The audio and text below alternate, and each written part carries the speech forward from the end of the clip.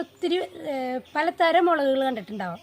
അതിൽ ഞാൻ ഒത്തിരി മുളകിലൂടെ വെറൈറ്റി ആയിട്ട് കാണുന്നതൊക്കെ കൊണ്ടുവന്ന് വളർത്താറുണ്ട്.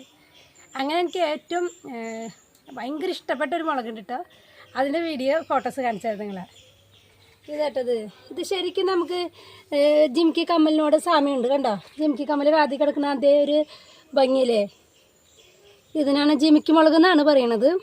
ഇതിപ്പോൾ റയറായിട്ട് നമ്മൾ നല്ലധികം ഒന്നും കാണാത്തതാണ്. അപ്പം ഇതൊക്കെ വാങ്ങി പിടിപ്പിക്കാന്ന് പറഞ്ഞത് ഭയങ്കര സന്തോഷമുള്ള കാര്യമാണ്.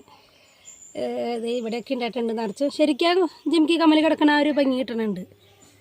പഴുത്ത് കഴിയുമ്പോഴാണ് കൂടുതൽ ഭംഗി. ഇതിൻ്റെ അതെ കുഞ്ഞ് ജിംകി കാണിച്ചു തരാവേ.